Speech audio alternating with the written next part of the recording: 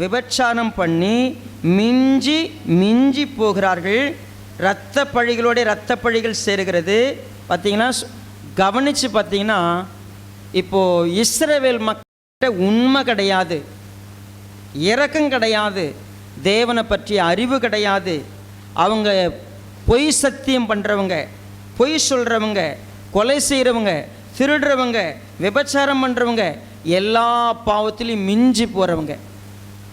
சரி, உங்களை பற்றி இன்னொரு வார்த்தையும் படிச்சிடலாம். 6வது வசனம் பாருங்க. என் ஜனங்கள் அறிவில்லாமையினால் சங்காரமாகிறார்கள், நீ அறிவை வெறுத்தாய், ஆகையால் நீ என் ஆசாரியனாயிராதபடிக்கு. இதையெல்லாம் கவனித்து பார்த்தீங்கன்னா ஏன் அவங்களுக்கு அறிவு இல்லை அப்படிங்கிறதுக்கு 4வது வசனத்தில் ஒரு ஆன்சர் இருக்குது. என்ன ஆன்சர் பாருங்க. ஒருவனும் நியாயத்தை காண்பிக்கவும் ஒருவனும் அவர்களை கடிந்து கொள்ளவும். என்ன அப்படின்னா, இதுதான் வழி, இப்படித்தான் நடக்கணும்னு மக்கள்கிட்ட சொல்லக்கூடாது. நான் சொல்கிறேன், நல்லா புரிஞ்சுக்க. அது ஆசாரியனாகட்டும், மக்கள் ஆகட்டும், நாங்கள்லாம் கர்த்தரை ஆராதிக்கிறவங்க, நாங்கள் இஸ்ரவேல் புத்திரர், பிதா எங்களுடைய தேவனாக இருக்கிறார் அப்படி சொல்லிக்கிட்டு இருக்கிறவங்க கிட்ட போய் இதுதான்பா வழி, இதுதான்பா உண்மை, இப்படி தான்பா நடக்கணும்னு சொன்னால் வேலையை பார்ப்பா அப்படின்ட்டு போயிடுவாங்க. 2வது, நீ அதை சொல்லாத, எனக்கு நீ சரி கிடையாது, நானும் சரி கிடையாது. இப்படி போகிற உலகத்துக்கு மத்தியில்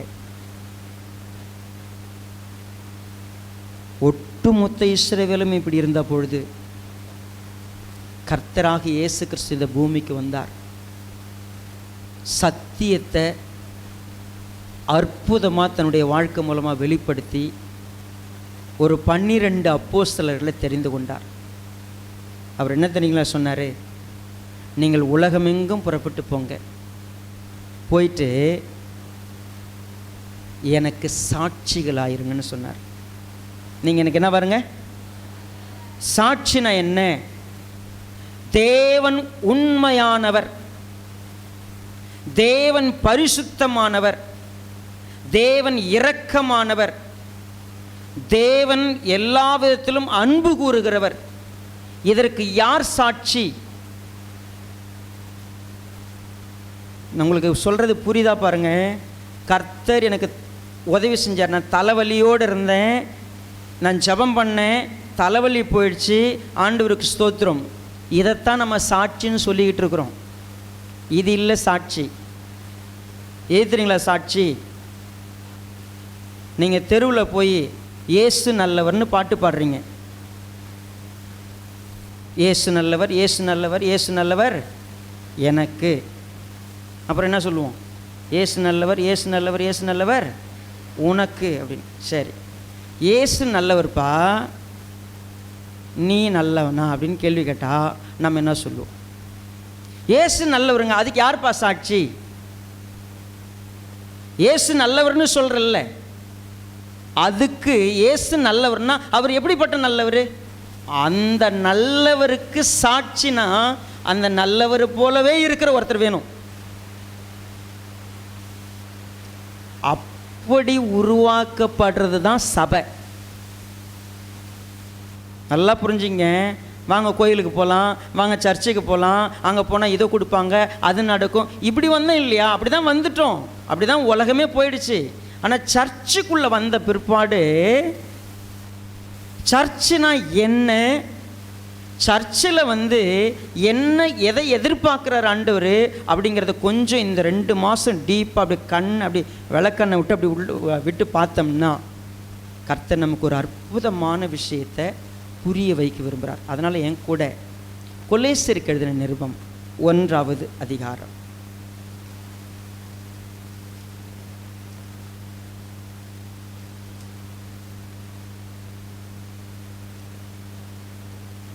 முதல் வசனத்தை பாருங்க. தேவனுடைய சித்தத்தினாலே இயேசு கிறிஸ்துவின் அப்போஸ்தலனாகிய பவுலும் சகோதரனாகிய தீமோத்தேயும் கொலேசே பட்டணத்தில் கிறிஸ்துவுக்குள் பரிசுத்தவான்களும் விசுவாசிகளுமாயிருக்கிற சகோதரர்களுக்கு எழுதுகிறதாவது, நம்முடைய பிதாவாகிய தேவனாலும் கர்த்தராகிய இயேசு கிறிஸ்துவினாலும் உங்களுக்கு கிருபையும் சமாதானமும் உண்டாவதாக.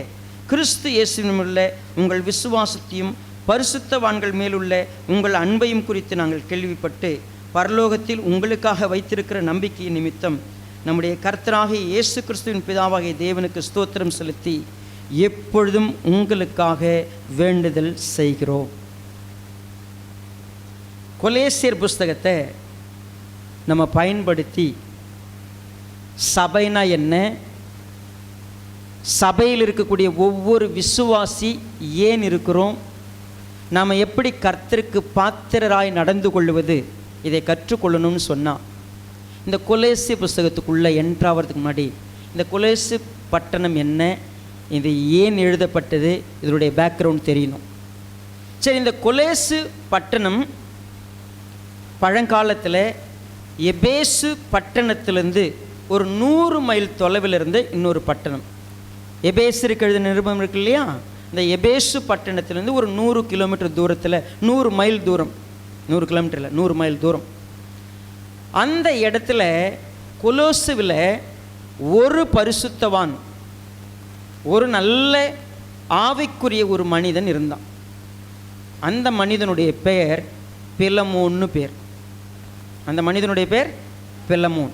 ஸோ அந்த மனுஷன் தன்னுடைய வீட்டில் கர்த்தருடைய வார்த்தையை சொல்ல வருவர்களுக்கு இடம் கொடுத்து, தான் வீட்டில் முதலாவது வந்தவர்களை வசனத்தை கேட்டு, அவர் முதல்ல எங்கேயோ போயிருந்த இடத்துல பவுல்னால் ரட்சிக்கப்பட்டு பவுலுடைய வார்த்தையை கேட்டு திரும்பி ஊருக்கு வந்த பிற்பாடு தன்னுடைய வீட்டில் ஒரு சர்ச்சை ஆரம்பிக்கணும் அப்படின்னு சொல்லி ஆரம்பித்த ஒரு சபை தான் இந்த கொலோசு சபை. கொலோசு சபை எங்கே துவங்கப்பட்டது? பில்டிங்கில் இல்லை, ஒரு வீட்டில். நீங்கள் பிலமோன் புஸ்தகத்தை வாசித்தீங்கன்னா தெரியும், உம்முடைய வீட்டில் கூடி வருகிற சபைன்னு சொல்லப்படும். பிலமோன் ஒரு நல்ல வசதியான ஒரு மனுஷன், அவருக்கு வேலைக்காரர்லாம் இருந்தாங்க. ஸோ அந்த வீட்டில் கூடுற இடத்துல சபையை யார் உருவாக்குனாங்கன்னு கேட்டால் அந்த ஊருக்கு வந்த ஒரு சுவிசேஷகன், அவன் பெயர் எப்பாப்பிரா. அந்த நபர் யார்? இப்போ நீங்கள் இந்த கொலோசியர் 1 7வது வசனத்தை பாருங்கள். எங்களுக்கு பிரியமான உடன் வேலையாலும் உங்களுக்காக கிறிஸ்துவின் உண்மையான ஊழியக்காரனுமாயிருக்கிற எப்பாப்பிராவினிடத்தில் நீங்கள் கற்றறிந்திருக்கிறீர்கள். அப்போது எப்பாப்பிரா என்பது இந்த சபையினுடைய ஊழியக்காரனுடைய பெயர். ஸோ நம்ம ஒரு விஷயமாக அப்படியே கொஞ்சம் புரிஞ்சுக்க பார்க்கலாம். இந்த சபைக்கு ஊழியக்காரன் எப்பாப்பிரா. அந்த ஊழியம் செய்வதற்கு ஆதாரமாக கூட நின்றது பிலமோன்.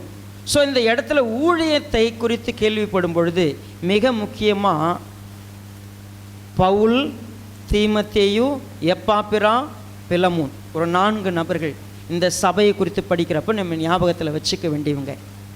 ஏன் இங்கே பவுல் இதில் இடைப்படுகிறார் அப்படின்னு கேட்டிங்கன்னா, அப்போஸ்தலர் நடவடிக்கைகள் புஸ்தகத்தில் 19வது அதிகாரத்தில் ஒரு சம்பவம் இருக்கிறது. அப்போஸ்தலர் நடவடிக்கைகள் 19வது அதிகாரம் 19வது அதிகாரத்தில் முதல் வசனத்தை பாருங்கள். அப்போலோ என்பவன் கொரிந்து பட்டணத்தில் இருக்கையில் பவுல் மேடான தேசங்கள் வழியாய் போய் எபேசுவுக்கு வந்தான். அங்கே சில சீஷரை கண்டு, நீங்கள் விசுவாசிகளான போது பரிசுத்தாவியை பெற்றீர்களா என்று கேட்டான். அதற்கு அவர்கள் பரிசுத்தாவி உண்டு என்பதை நாங்கள் கேள்விப்படவே இல்லை என்றார்கள். இங்கே ஒரு சம்பவம் நடக்கிறது.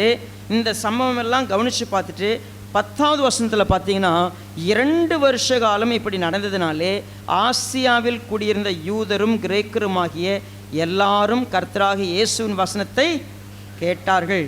பவுலின் கைகளினாலே தேவன் விசேஷித்த அற்புதங்களை செய்தருளினார். உண்மையாகவே கவனித்து பார்த்தா ஆசியா தேசம், மைனர் ஏஷியான் ஆங்கிலத்தில் அழைக்கப்படும், அந்த பட்டணங்களில் ஒரு பட்டணம்தான் கொலேசு பட்டணம். பவுலின் மூலமாய் சுவிசேஷம் அறிவிக்கப்பட்டது. மக்கள் சத்தியத்தை கேட்டாங்க, விசுவாசிகள் ஆனாங்க. நீங்கள் இந்த ஹிஸ்ட்ரி தெரிஞ்சுக்கணுன்னா 13வது அதிகாரத்துலேருந்து கவனித்து பார்த்தா எங்கே போனாலும் பவுல் என்ன தெரியுமா செய்வார்? யூதர்களே, இஸ்ரவேலரே இல்லை புறஜாதி மக்கள்கிட்ட சத்தியத்தை சொல்லும் பொழுது, இயேசு கிறிஸ்து உங்களுக்காக எப்படி இந்த பூமிக்கு வந்தார், அவர் ஏன் ரத்தம் சிந்தினார், அவர் அதுக்கப்புறம் எப்படி உங்களை சபையில் இணைக்கிறாருன்னு அற்புதமான பாடத்தை சொல்லி கொடுத்து சபையில் அநேக ஜனங்கள் இணைக்கப்பட்டாங்க. சர்ச் வளர ஆரம்பிச்சிச்சு. அப்படி வளர்ந்த ஒரு சபை தான் கொலேசு சபை. அந்த சபையை ஸ்தாபித்தது பவுல் இல்லை. நல்லா கவனிங்க. பவுல் எபேசுவில் ஊழியம் செஞ்சார். எபேசுவில் ஊழியம் செய்கிற காலத்தில் வசனத்தை கேட்ட ஒரு விசுவாசி, வசனத்தை பின்பற்றின ஒரு சீடன், 2 பேரும் சேர்ந்து போய் உருவாக்கின சபை தான் கொலோசு சபை. பவுல் ஸ்தாபிக்கல கொலோசு பட்டணத்தை. இப்போது கொலோசு பட்டணத்தை குறித்த செய்தி பவுலுக்கு வருகிறது. என்ன செய்தி வருகிறது? அவர்களை குறித்த செய்திகளை கவனித்து பார்த்தால், சர்ச்னா எப்படி தெரியுமா இருக்கணும்? ஒரு நல்ல மாடல் சர்ச் எப்படி இருக்கணும்? அந்த சர்ச்சு கர்த்தருக்கு பாத்திரராய் நடக்கிற சர்ச்னா எது, கர்த்தருக்கு பாத்திரராய் நடக்கிற விசுவாசினா யாரு, அப்படி புரிய வைக்கிறதுக்கு நமக்கு கொடுக்கப்பட்ட ஒரு புஸ்தகம் தான் இந்த புஸ்தகம், இந்த கொலோசு புஸ்தகம். இந்த கொலோசு புஸ்தகத்தை படிக்கிற பொழுது நான் தனிப்பட்ட விதத்தில் கர்த்தர் என்னை பார்த்து என்ன கேட்க விரும்புகிறாருன்னா, நான் உன்னை மீட்டு எடுத்தேன்ல, தகுதி இல்லாத கடந்தில்லை, நீ அழுக்கில் இருந்தில்ல, நீ மோசமான இடத்துல இருந்தில்ல, உன்னை கூப்பிட்ட பிற்பாடு, உன்னை ரட்சித்த பிற்பாடு எனக்கு பாத்திரமாய் நடக்கிறதுனா என்னன்னு நீ தெரிஞ்சுக்கிறதுக்கு உனக்கு ஒரு வேத புஸ்தகம் இருக்கிறது. அது கொலோசு புஸ்தகம். ஸோ முதல் முறை நம்ம என்ன பார்க்க போகிறோம் அப்படின்னா, முதல் வசனத்தை திரும்ப கவனித்து பார்த்தா, கொலோசியர் புஸ்தகம் 1வது அதிகாரம் 1 வசனம் சொல்கிற வார்த்தை என்ன? தேவனுடைய சித்தத்தினாலே இயேசு கிறிஸ்துவின் அப்போஸ்தலனாகிய, அப்போஸ்தலர்கள் மொத்தம் எத்தனை பேர்? நல்ல பதில் எல்லாருக்குமே தெரியுமா? மொத்தம் எத்தனை பேர்? 12 பேர். அதில் 12 ஒரு ஆள் என்னாச்சு? இறந்துட்டார். யார் அது? யூதாஸ் இறந்துட்டாப்ல. சார் அதுக்கு பதில் யார் வந்தது? அப்போஸ்தலர்களாக சேர்ந்து ஒருத்தரை தேர்ந்தெடுத்தாங்க, மத்தியா. சரி, ரைட்டா? இப்போ 12 பேரில் பவுல் பேர் எங்கேயா இருக்குதாங்க? இல்லவே இல்லை. இப்போ இந்த பைபிள் படிக்கிறப்போ நம்ம ஒரு விஷயத்தை தெரிஞ்சுக்கணும். இந்த உலகத்தில் நிறைய பேர் தங்களுடைய பெயருக்கு முன்னால் ஒரு வார்த்தை போடுறாங்க, அப்போஸ்தலர்னு ஒரு பட்டம் போட்டுக்கிறாங்க. அப்போஸ்தலர் நம்ம தமிழகத்தில் சமீபத்தில் மக்கள்லாம் சேர்ந்து அந்த பட்டத்தை கொடுத்தாங்க, அவருடைய ஃபாலோவர்ஸ்லாம் கொடுத்தாங்க. டிஜிஎஸ் தினகரனுக்கு முன்னாடி இப்போ என்ன பேர் இருக்குது? அப்போஸ்தலர் பட்டம் இருக்கிறது, யூஸ் பண்ணுறாங்க. நல்லா கவனிக்கணும். தேவனுடைய சித்தத்தினாலே அப்போஸ்தலனாய் இருக்கிற, நான் அப்போஸ்தலன் அப்படின்னு சொல்கிறதுக்கு பதில், தேவன் என்னை ஊழியக்காரனாய் அழைத்து அங்கீகரித்து அவர் ஆலோசனை கொடுத்து அவர் தொடர்ந்து அவருடைய ஆவியினால் நடத்தக்கூடிய ஒரு ஊழியக்காரன். நல்லா ப்ளீஸ் புரிஞ்சுக்குங்க. If you want to select a pastor, if you want to have a church, முதல் விஷயம் தெரிஞ்சுக்கணும், கர்த்தருக்கு பாத்திரவானாய் நடக்கிற விஷயத்தில் முதல் காரியம், நான் யாரை ஃபாலோ பண்ணுறேன், யாருடைய ஸ்பிரிட்டை நான் ஃபாலோ பண்ணுறேன், யாருடைய ஸ்பிரிட் எந்த ஊழியக்காரன் தேவனுடைய சித்தத்தினால ஊழியக்காரன் இல்லை அவனா ஊழியக்காரனா. நான் சொல்லட்டுங்களா? இப்போது நீங்கள் இப்போது உங்களை கொஞ்ச நாள் கழித்து ஊழியக்காரன்னு அழைக்க முடியுமா? அழைச்சிக்கலாம். 10,000 ரூபாய் கொடுத்தா பிஷப் பட்டம் கிடைக்குது. நீங்கள் என்ன யார் நினைச்சாலும் ஊழியக்காரன் ஆகலாம். யார் நினைச்சாலும் பாஸ் ஆகலாம். நினைச்சவங்கெல்லாம் விரும்பினவங்கெல்லாம் பாஸ் ஆக முடியுமா? எஸ். ஆனால் அது தேவனுடைய சித்தத்தினால வருதா? தேவன் சித்தம் கொண்டார்னா அது எப்படி இருக்கும்? அதுக்கு என்ன சாட்சி? பவுல் தான் ஒரு நல்ல ஊழியக்காரன்னு கொரிந்து சபை மக்களே அங்கீகரிக்கல. நிறைய பேர் ஒத்துக்கல. பவுல் ஊழியக்காரன்னு ஒத்துக்க விரும்பவே இல்லை. ஏன்னா அவங்க சொன்னாங்க, எங்களுக்கு பேதுரு தான் ஊழியக்காரரு, ஐயோ எங்களுக்கு நல்ல பிரசங்கர் அப்போல தான். நிறைய அவங்களுக்குள்ள டிபேட் இருந்துச்சு. பவுலே தன்னுடைய அப்போஸ்தல பட்டத்தை குறித்து டிஃபெண்ட் பண்ண வேண்டியது இருந்துச்சு. என்ன தெரியுமா பண்ணாரு? அப்போஸ்தலனுக்குரிய சகல அடையாளங்களை ஆற்றுறது. அப்போஸ்தலன்னா என்ன? அது பட்டமா? இல்லை. இப்போ நான் நல்லா புரிஞ்சுக்கங்க, ஒரு ஊழியக்காரன் அப்படி இருக்கும் பொழுது அந்த ஊழியக்காரன் கூட ஒரு 2 பேர் நம்ம பற்றி, இப்போ ஒருவேளை தனியாக என் கூட வந்து படித்தவங்களுக்கு தெரியும், ஒரே அடிச்சுவட்டில் நடக்கிற 2 பேர் நான் உங்களுக்கு சொன்னேன்.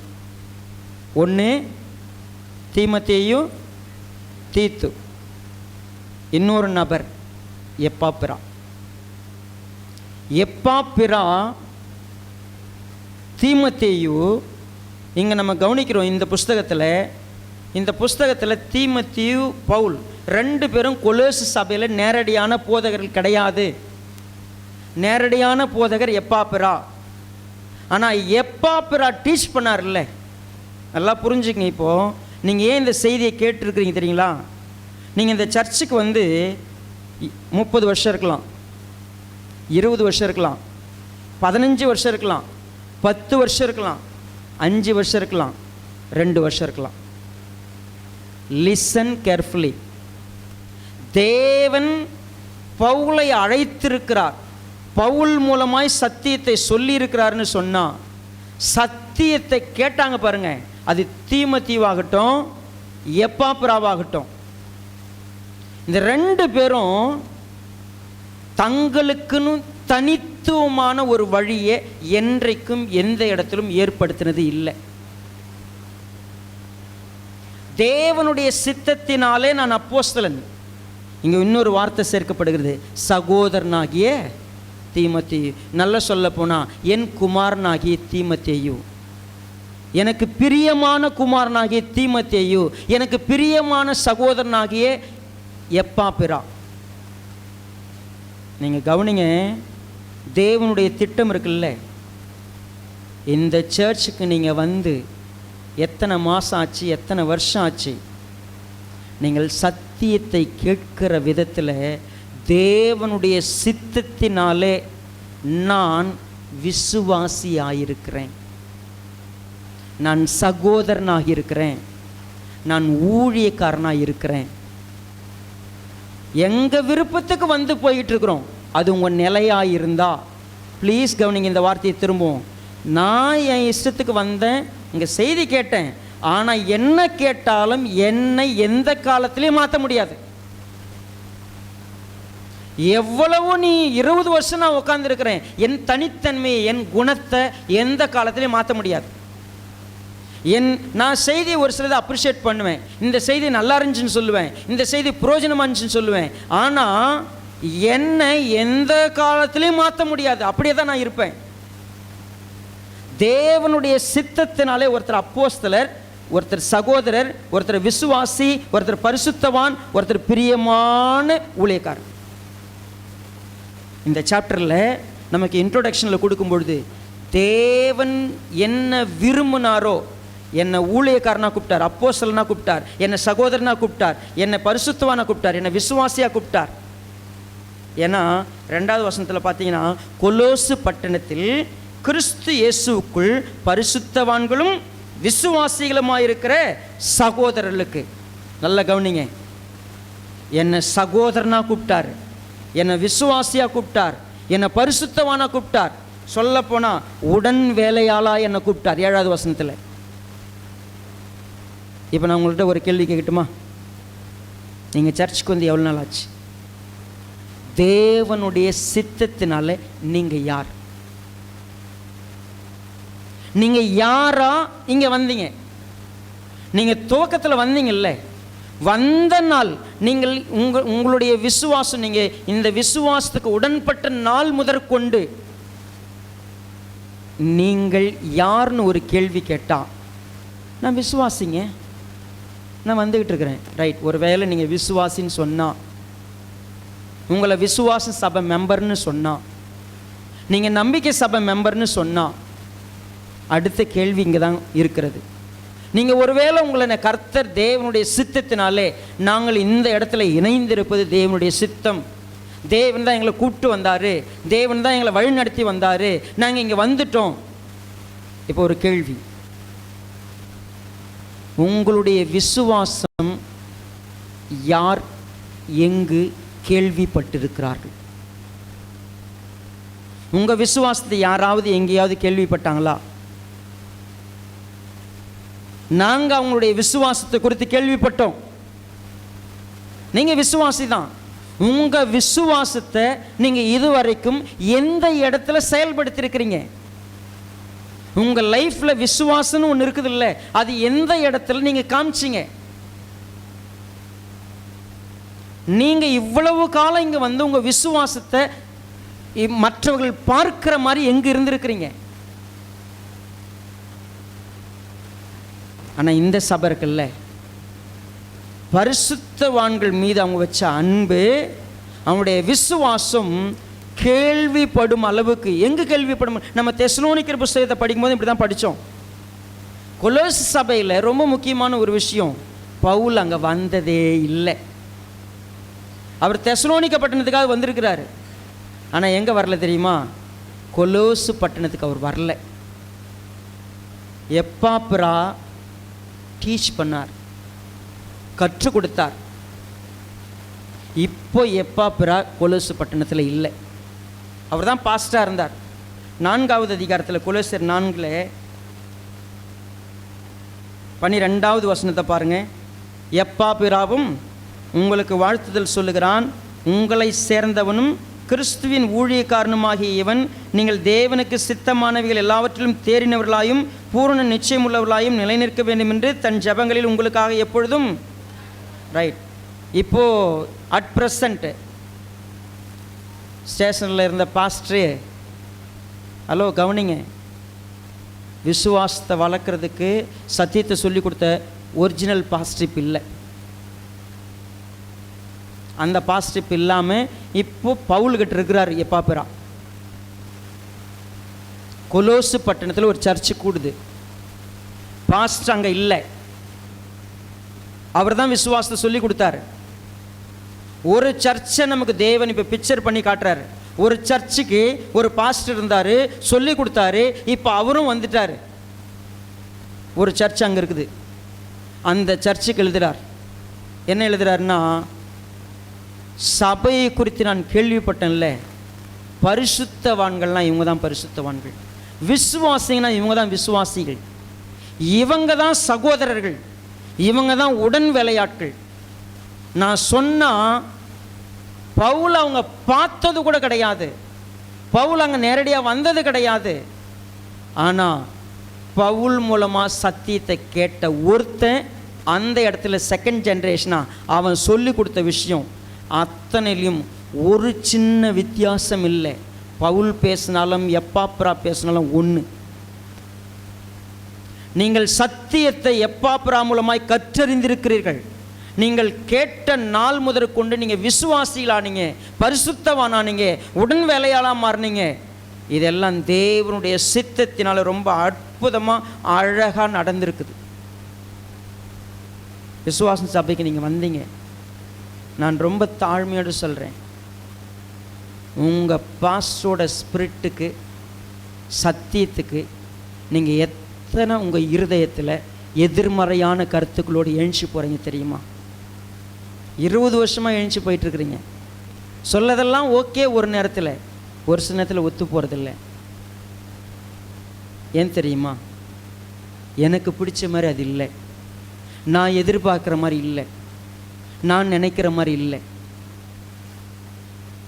தேவன் நினைக்கிற மாதிரி நான் ஒரு அப்போஸ்தலன், தேவன் நினைக்கிற மாதிரி விரும்புகிற மாதிரி நான் ஒரு ஊழியக்காரன், தேவன் விரும்புகிற மாதிரி நான் ஒரு விசுவாசி, தேவன் விரும்புகிற மாதிரி நான் ஒரு பரிசுத்தவான் அப்படின்னு சொல்லக்கூடிய இடத்துல நம்ம இருக்கிறோமான்னா இல்லை. காரணம், நம்முடைய சொந்த எண்ணமும் நம்முடைய மனமும் நம்மை எப்பொழுதும் என்ன செய்கிறதுன்னு கேட்டால் நம்மளை தேவனுடைய சித்தத்தை விட்டு விலக்கி வைக்குது. ஒரு முக்கியமான அறிவுரையை நம்ம சங்கீதத்திலேருந்து பார்க்கலாம். சங்கீதம் 119.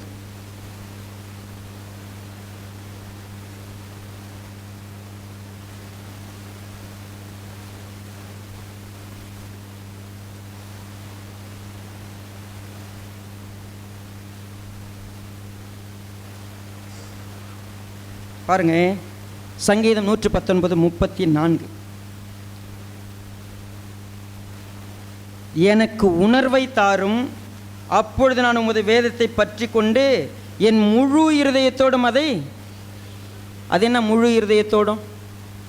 உணர்வு இல்லைன்னு வச்சுக்கோங்க. என் உணர்வு தப்பாக இருந்துச்சுன்னா, என் இருதயம் தப்பாக இருந்துச்சுன்னா, என் மனசு தப்பாக இருந்துச்சுன்னா கொஞ்சத்துக்கு ஓகே சொல்வேன், மீதி ஒத்துக்க மாட்டேன். உமது கற்பனைகளின் பாதையிலே நான் அதில் பிரியமாக இருக்கேன், என்னை நடத்துங்க. என் இருதயம் வேற எதுலேயும் சாயக்கூடாது. மாயையை பாராதபடி என் கண்களை விளக்குங்க. உமக்கு பயப்படுறதுக்கு ஏற்ற வாக்கை உமது அடியனுக்கு உறுதிப்படுத்துங்க. உண்மையாகவே கவனித்து பார்த்தீங்கன்னா என்ன ரெக்வஸ்ட் இந்த தேவ மனுஷன் சத்தியத்துக்கு வச்சார் தெரியுங்களா? ஆண்டவரே, என்னை உயிர்ப்பீங்க, எனக்கு உணர்வை கொடுங்க, என்னுடைய கண் எதை பார்க்கணும், என் இருதயம் எதை பற்றிக்கணும். நம்ம இந்த சர்ச்சுக்கு வரும்பொழுது சத்தியத்தை கேட்கும்போது பாதி பேர் இங்கே தூங்கிட்டு உட்காந்துருக்குறீங்க, பாதி பேருக்கு பிடிக்கல, எழுந்து கீழே போகிறோம். தெரியுங்களா? நீங்கள் இத்தனை வருஷமாக வந்து உட்காந்து நீங்கள் நினச்சிக்காதீங்க உங்களை பற்றி எல்லா டீட்டெயிலும். நீங்கள் ஒரு சின்ன புள்ளினா நான் உங்களுடைய ஹிஸ்ட்ரி எழுதுவேன். நீங்கள் வந்தீங்க, இங்கே தான் இருந்தீங்க, ஆனால் தேவனுடைய சித்தப்படி உங்கள் இருதயத்தை ஒருமுகப்படுத்தலை, உங்கள் உணர்வை ஒருமுகப்படுத்தலை, உங்கள் கண்ணை ஒருமுகப்படுத்தலை. இங்கே வந்து என்னை தேவன் பரிசுத்தவானாக, நீதிமானாக, தேவனுக்கு பிரியமானவனாக, தேவனுக்கு அந்த குடும்பத்தில் ஒரு நல்ல சகோதரனாக என்னை உருவாக்கணும்னா நான் என்னை எம்டி பண்ணி, தேவனே என்னை உயிர்ப்பியும், என்னை உணர்வுள்ளவனாக்கும், எனக்கு சொல்லி கொடுங்க, நான் கற்றுக்கிறேன், நான் பாத்திரவானாய் மாறணும்னு கேட்குற ஜெபம் எனக்கு இல்லை. நான் வந்து வாரம் அட்டன் பண்ணிட்டு அப்படியே போய்கிட்டே இருக்கிறேன். காலம் ஓடிக்கிட்டே இருக்குது, பல வருஷமாக ஓடிடுச்சு. 2026 வந்துச்சு, செய்தி கேள்விப்படுறோம், அங்கங்கே பாம்பு வெடிக்குது. எப்போ அங்கே ஈரான் ஈராக்கில் மட்டும் நடக்கலை, சவுதி அரேபியாவில் நடக்கலை, திடீர்னு இந்தியாவுக்கு வரும். கொரோனா அப்படி தான் ஸ்டார்ட் ஆச்சு. எப்போ தேசங்கள் அழியும் தெரியாது. நம்ம அவ்வளோ அவசரத்தில் இருக்கிறோம். கர்த்தருக்கு பாத்திரவான நடக்கிறதுனா என்ன? என் விசுவாசம் ஃபஸ்ட் எடுத்தோன்னா விசுவாசிக்க வந்தேன்ல, என் விசுவாசத்தை இந்த உலகத்தில் யாராவது கேள்விப்பட்டிருக்கிறாங்களா? விசுவாசம்னா இவங்க தாங்க. ஃபார் எக்ஸாம்பிள் சொல்லட்டுங்களா? கர்த்தராகி இயேசு கிறிஸ்து ஊழியம் பண்ணிட்டு இருக்கு கப்பர்நகமில். ஒரு வீட்டில் இருக்கிறார், ஒரு 4 பேருங்க வந்து பார்த்தாங்க. ஜனக்கூட்டம் ரொம்ப அதிகமாக இருந்துச்சு. தன்னுடைய திமிர்வாதக்காரனாகிய நண்பனை தூக்கிட்டு மேலே கூரை மேலே ஏறினாங்க. ஏறி ஓட்டை பிரிச்சுட்டாங்க, கூரையை பிரிச்சுட்டாங்க. இந்த கட்டில் 4 பேரை கீழே இறக்குறாங்க. இறக்கி அங்கே அப்படி இறக்குன மாத்திரத்தில் ஆண்டவராக இயேசு கிறிஸ்து பார்த்தார். என்ன பார்த்தார் தெரியுங்களா? பிரித்து போட்ட கூரையை பார்த்தாரா? அங்கே 4 பேர், அங்கே பார்த்தீங்கன்னா மூச்சு இறக்க 4 பேர் என்ன பண்ணியிருப்பாங்க? நீங்கள் சொல்லுங்கள். கட்டில் ஒருத்தனை மேலே தூக்கிட்டு போகணும், அதை பிரிச்சுட்டு இறக்கணும். அந்த 4 பேர் மூஞ்சி எப்படி இருந்திருக்கும்? பவுடர் நல்லா பேரலாம் போட்டு அப்படியே பக்காவாக சீவிக்கிட்டு நல்லா டக்கின் பண்ணி அப்படியே ரொம்ப சூப்பராக நின்றுருப்பாங்களா? வேதம் என்ன தெரியுமா சொல்லுது? ஆண்டவராக இயேசு கிறிஸ்து அவர்கள் விசுவாசத்தை கண்டுன்னு. எப்போ உங்கள் விசுவாசத்தை இன்னொருத்தர் பார்த்தாங்க? உங்கள் விசுவாசத்தை ஒருத்தவங்க இந்த சபையில் பார்த்துருக்குறாங்களா? கேட்டிருக்கிறாங்களா? சத்தியம், ஜெயம், கிருபை, நம்பிக்கை சபையில் தூரமாக இருக்கிறவங்களுக்கு இந்த சபையில் அந்த கார்னரில் உட்கார்ந்து இருக்கக்கூடிய ஒரு சகோதரி, ஒரு சகோதரனுடைய விசுவாசம் எப்படி தெரியுமா இருக்கும்? இக்கட்டான நிலையில் அவங்க எப்படி தெரியுமா பண்ணுவாங்க? எப்படி தங்களையும் கொடுத்தாங்க தெரியுங்களா? பரிசுத்தவான் மேல் வச்சு அவங்க அன்பு எவ்வளோ தெரியுங்களா? என்ன கேள்விப்பட்டாங்க நம்மளை பற்றி? நம்ம விசுவாசம் சபைக்கு வந்து இத்தனை வருஷம் ஆச்சு, என் விசுவாசத்தை பற்றி யார் என்ன கேள்விப்பட்டா? என் விசுவாசத்தை யார் பார்த்தா? அப்படி என் விசுவாசத்தை பார்க்கல, என் அன்பை பார்க்கல, நான் அப்படி ஒரு விசுவாசியாகவே இல்லைன்னு சொன்னால் நான் நிறைய பேசுகிறேன்ல.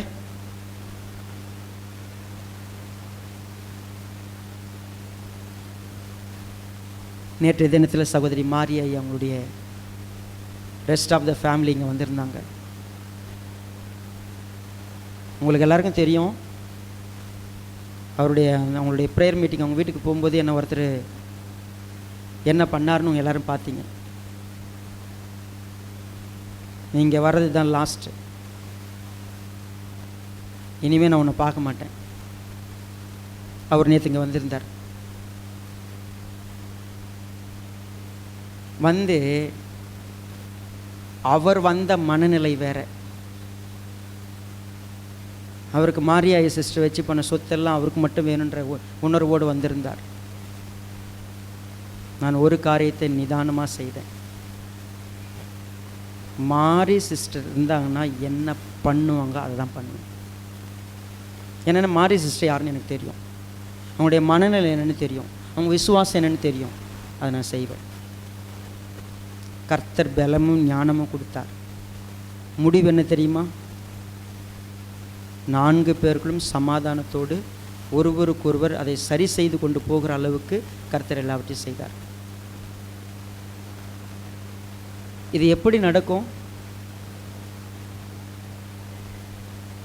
அவர்களுக்கு தெரியாது எவ்வளவு பணம் என்கிட்ட இருந்துச்சு, எவ்வளோ நகை இருந்துச்சு. நான் சொன்னேன். அவங்க குடும்பத்தில் இப்போது அவங்க கொடுத்தவங்க ஒருத்தருக்கு ஒருத்தர் சொல்லலை. அவங்க 4 பேர் என்ன தெரியுமா சொன்னாங்க? நம்ம 4 பேரும் உண்மை கிடையாது, உண்மையாக இருக்கிற ஒருத்தர்கிட்ட அவங்க நம்பி கொடுத்துட்டு போயிருக்காங்க. நம்பிக்கைக்கு பாத்திரவான்னு ஒருத்தர், அவர் சொன்னான்னா கீழ்ப்படியணும். 4 பேரும் அந்த முடிவை தான். நம்ம 4 பேரும் சரியில்லை, ஒருத்தவங்க நம்ம வீட்டில் இருக்கிறவங்க நம்பாத ஒருத்தவங்களை நம்பி இருக்கிறாங்க, இவ்வளவும் சொல்லி செஞ்சுருக்கிறாங்கன்னா இதுதான் கடவுளுடைய வழி, இதுதான் உண்மை. என் தேவன் உண்மையானவருங்கிறதுக்கு சாட்சி, என் தேவன் நீதியானவருங்கிறதுக்கு சாட்சி, என் தேவன் இரக்கமானவருங்கிறதுக்கு சாட்சி. எனக்கு வாய்ப்பு கிடைக்கிற பொழுது நான் என்ன செய்வேன்? நீங்கள் சொல்லுங்கள். நம்ம லைஃப்பில் டெஸ்டிங் வில் கம். நம்ம விசுவாசத்தை காட்டுறதுக்கு, நம்ம அன்பை காட்டுறதுக்கு, நம்ம இரக்கத்தை காட்டுறதுக்கு நம்ம என்ன பண்ணியிருக்கிறோம் இது வரைக்கும்? மை எக்ஸ்பீரியன்ஸ், என்னுடைய லைஃப்பில் அது நடக்குது. நான் என்ன தம்பட்டம் அடிக்கிறதுக்கு இது பேசலை. நம்ம எல்லாரும் இந்த இடத்துல நிற்கிறவங்களா இருக்கணுங்கிற எக்ஸாம்பிளுக்காக தான், அதுக்கு தான் அழைக்கப்பட்டோம். நீங்கள் கர்த்தருக்கு பாத்திரவானாய் நடக்கணும்னா உங்கள் விசுவாசத்தை யார் எங்கே கேள்விப்படுறாங்க, யார் எங்கே பார்க்குறாங்க? என்னை வெறுத்து ஒதுக்குன சகோதரன் நேற்று கையெடுத்து உங்களை ஆரம்பத்தில் நான் ரொம்ப தப்பாக நினச்சி கோவப்பட்டு உங்ககிட்ட சண்டை போட்டேன், என்னை மன்னிச்சுக்குங்கய்யா. 1 முறை 2 முறை இல்லை, என்னை மன்னிச்சுக்குங்க. உங்களை பற்றி நான் ரொம்ப தப்பாக நினச்சிருந்தேன். நான் சொன்னேன், தயவுசெய்து அப்படி சொல்லாதீங்க, விடுங்க. நீங்கள் இப்போ தெரிஞ்சு பரவாயில்ல, நான் நீங்கள் மன்னிப்பு கேட்கறதே நான் விரும்பலைன்னு சொன்னேன். இதெல்லாம் நேற்று கண்களுக்கு முன்னாடி நடந்த விஷயங்கள். நான் கர்த்தருக்கு பிரியமாக நடந்தா என் சத்ருவையும் கர்த்தர் சமாதானமாடி செய்வார். எப்படி நடக்கும் இது? கர்த்தருக்கு பிரியமாக நான் அவருக்கு பாத்திரராய் நடக்கிற விஷயங்கள் இருக்கும் பொழுது தேவனின் வாழ்க்கை எப்படி எங்கேயோ தூரத்தில் இருக்கிறவங்களுக்கு கர்த்தர் நல்லவர், சபை சரியானதுன்னு சொல்ல வைக்கிறது யாரு? இங்கே இருக்கிற அத்தனை பேருக்கும் அந்த வேலை இருக்குது. நம்ம வந்தோம் இல்லை, நம்ம ஏன் இப்போ அப்படி இல்லை தெரியுங்களா? ரகசியம் இதுதான். எல்லாரும் அவங்கவுங்க தனித்துவத்தில் வந்துட்டு போயிட்டுருக்குறோம். நமக்கு பாஸ்டர், நமக்கு இது ஒரு சத்தியம். எல்லாம் இதுதான் நான் இல்லை. நான் இங்கே கேட்பேன், என் மனசு சொல்கிறது கேட்டு போயிட்டு இருப்பேன். நான் இங்கே உட்காருவேன், ஆனால் ஏன் விருப்பம்தான். நான் நினச்சா வருவேன், நினைக்கலாம் வரமாட்டேன். நான் விரும்பினா கேட்பேன், இல்லை கேட்க மாட்டேன். நான் கேட்குற மாதிரி சொல்லுவோம் வெளியில், உள்ளே போய் என் இஷ்டம். ஏன் நீங்களும் நானும் விசுவாசியாக இல்லை தெரியுங்களா? ஏன் நம்ம பரிசுத்தவனை மாறல தெரியுங்களா? ஏன் நம்ம சகோதரலாக மாறல தெரியுங்களா? ஏன் இன்னொரு இடத்துக்கு சத்தியம் போய் சேரல தெரியுங்களா? உண்மையான எப்பாப்பிரா இல்லை, உண்மையான தீமோத்தேயு இல்லை. உண்மையான எப்பாப்பிரா, உண்மையான தீமோத்தேயு, உண்மையான பிலமோன் இருந்தா கொலோசு பட்டணத்தில் ஒரு சபை உண்டாகும். டைரக்டாக போய் சார்லதான் வந்து ஸ்டார்ட் பண்ணும், ஸ்டீவன் அப்படிலாம் கிடையாது. நீங்கள் இருக்கிற இடத்துல உங்கள் வீட்டில் ஒரு சபை உண்டாகும். நாம தான் நமக்கு ஒரு சின்ன விஷயம் கிடைச்சா நம்ம இஷ்டத்துக்கு பண்ணுவோமே. தேவனுடைய திட்டம் அது இல்லை. தயவு செய்து புரிஞ்சுக்கங்க, உங்கள் மனசுப்படி உங்கள் விருப்பப்படி வாழ்கிறது தேவனுடைய திட்டத்திலே கிடையாது, தேவனுடைய சித்தத்திலே கிடையாது. அது ஒரு சிஸ்டம். நான் ஒரு ஆவிக்குள்ளாக வந்து இணைந்திருக்கணும். ஒரு விசுவாசத்தை பின்பற்றி நான் விசுவாசத்தை காட்டணும். நான் எனக்கு எதுக்கு திமிர்வாதக்காரனுடைய அந்த 4 நண்பர்களுடைய உதாரணம் எனக்கு ஏன் சொல்லப்பட்டுச்சு? நாங்கள் 4 பேர் ஒன்றா சேர்ந்து விசுவாசத்தை காட்டுவோமா சொல்லப்பட்டுச்சே. இங்கே எந்த 4 நபரோட நான் ஒன்றா இருக்கிறேன்? நான் ஒரு கூட்டம் தனியாக கூட்டுறேன் என் மனசுப்படி வர்றதுக்கு. பாஸ்ட்டு ஒரு வழியில் போனார்னா நான் ஒரு 4 பேரை தனியாக வச்சுப்பேன். விசுவாசம் சர்ச்சு ஒரு மோடில் போயிட்டுருக்குன்னா எனக்கு ஒரு தனி விங்கு இருக்கும். நான் ஒரு 4 பேர் எனக்கு சாதகமாக வச்சுருப்பேன். சபைக்கு உங்களுக்கும் சம்மந்தமே கிடையாது. நீங்கள் வேணால் விசுவாசம் சர்ச்சு மெம்பர்னு சொல்லிக்கலாம். ஆனால் சொல்லட்டுங்களா, கர்த்தருக்கு விரோதமாக வாழ்கிறீங்க, கர்த்தருடைய சித்தத்துக்கு எதிராக இருக்கிறீங்க. தேவனுடைய சித்தம் எப்படி தெரியுங்களா? அவர் ஒரு ஊழியத்தை ஏற்படுத்துகிறார். நீங்கள் போங்க, புறப்பட்டு போங்க, நீங்கள் போய் சாட்சியாக இருங்க. அவங்க சாட்சியாக இருக்க ஆரம்பித்து அடுத்தவங்களுக்கு சொல்லி கொடுத்தாங்க, அடுத்தவங்களுக்கு சொல்லி கொடுத்தாங்க. அது பேதுருடைய விசுவாசமாகட்டும், பவுலுடைய விசுவாசமாகட்டும், தீமோத்தேயு விசுவாசமாகட்டும், எப்பாப்பிரபாகட்டும், அது பிலமோனாகட்டும், கடைசி அது ஒனேசிமாகட்டும், விசுவாசம், அன்பு, நம்பிக்கை ஒருத்தட்டையும் மாறல. ஏன் தெரியுமா? நான் பெற்ற என் குமாரனாகிய ஒனேசிமு, என் பிரியமான சகோதரனாகிய பிலமோன், எனக்கு உடன் வேலையாகிய என் சகோதரனாகிய எப்பாப்பிரா, நான் பெற்ற என் குமாரனாகிய என் பிரியமான குமாரனாகிய தீமோத்தேயு, அவங்களுக்குள்ள இருந்த உறவின தெரியுமா? நீ பெரியவனா நான் பெரியவனா, நீ சொல்கிறேன் நான் சொல்லலை, கர்த்தர் என்ன சொல்கிறாருங்கிறதுக்கு இணைஞ்சு வந்தாங்க. நம்ம ஏன் சர்ச்சுக்கு வரோம் தெரியுங்களா? நீங்கள் அப்படியே வந்து உங்கள் பேரோட திரும்பி போகிறதுக்கு இல்லை. வந்தவங்க அத்தனை பேரும் கர்த்தருக்கு பிரியமான பரிசுத்தவான்களா, விசுவாசிகளா, பிரியமுள்ள சகோதரர்களாக இணைந்திருப்பதற்கு. தேவனுடைய சித்தம் அதுதான். தனித்தன்மையோடு உங்கள் இருதயம் இன்னைக்கு இருந்துச்சுன்னு சொன்னால், உங்கள் சிந்தை, உங்கள் பார்வை, உங்கள் இருதயம் உங்களை சத்தியத்தை கேட்க முடியாதபடிக்கு வழி விலக செய்துனா, தாவீதை போல் ஒரு ஜெபம் பண்ணிடலாம். ஆண்டவரே, எனக்கு உணர்வை தாங்க, என் கண்ணை கொஞ்சம் சரி பண்ணுங்க, என் இருதயத்தை கொஞ்சம் சரி பண்ணுங்க, என்னை உயிர்ப்பீங்க.